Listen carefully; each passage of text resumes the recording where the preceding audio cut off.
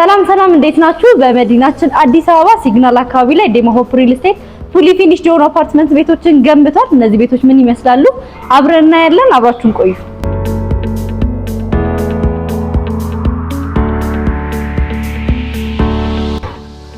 ደርሰናል። እንግዲህ በፍሎር 4 አባወራ ብቻ የሚገኝበት ነው። እዚህ ሳይት ላይ እንግዲህ ባለ 3 መኝታ 2 ቤቶች ፉሊ ፊኒሽድ የሆኑ ቤቶች አሉ። ዛሬ የምንመለከተው 290 ካሬ ላይ ያረፈ ባለ 3 መኝታ ሜድስ ሩም ያለው ነው ማለት ነው።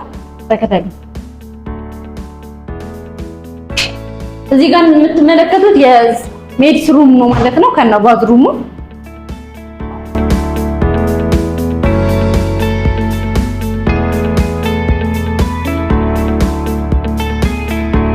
ዋናው ቤት ይመስላል። ዴሞ ሆፕ ሪል ስቴት ሁሉም ሳይቶቹ ላይ እንግዲህ እንደዚህ አይነት የካዝና በሮችን ነው የሚጠቀመው ከጠላን የሚመጡ። ይሄኛው ቤት እንደምታዩት ሊቪንግ ኤሪያው እጅግ በጣም ሰፋ ያለ ነው። እዚህ ጋር ደግሞ ሰፋ ያለ በረንዳና ቆንጆ የሲቲቪው እናገኛለን ማለት ነው።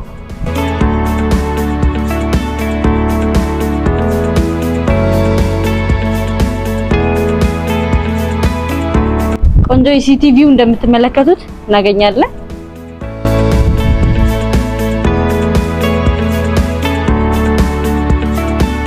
ኦፕን ኪችን ከነ ኢንዱስትሪያል ሳከሩ እናገኛለን ማለት ነው። ኢንዱስትሪያል ሳከር እዚህ ጋር አለ። እንግዲህ የማቴሪያሎቹን ኳሊቲ ሁሉ ነገር እንደምትመለከቱት ነው። እነዚህ ቤቶች ፉሊ ፊኒሽድ ናቸው። ወደ ቤድሩሞቹ ደግሞ እንሂድ። ማስተር ቤድሩሙ ይሄን ይመስላል። ሰፋ ያለ ሰፊ የክሎሴት ስፔስ ያለው ነው ማለት ነው። ከዛ ውጪ ቅድም እዚህ ጋር ያየነውን ባልከኒ ማስተር ቤድሩሙም ሼር ያደርጋል።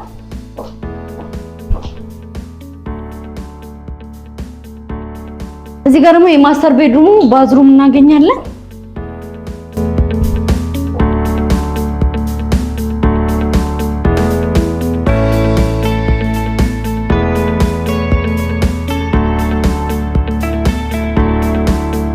ሁለተኛው ቤድሩም ደግሞ ይሄን ይመስላል።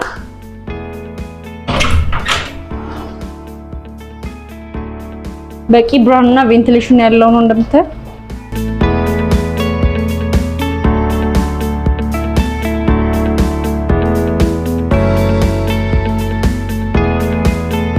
ኮመን ባዝሩሙ ደግሞ ይሄን ይመስላል።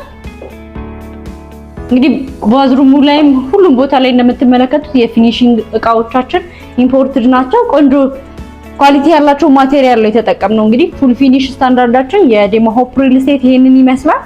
ሶስተኛው ቤድሩም ወይም ደግሞ የልጆች መኝታ ክፍል ሊሆን የሚችለው ደግሞ ይሄን ይመስላል እንደምታዩት።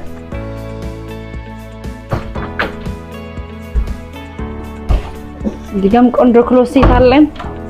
ሰፋ ያለ ነው።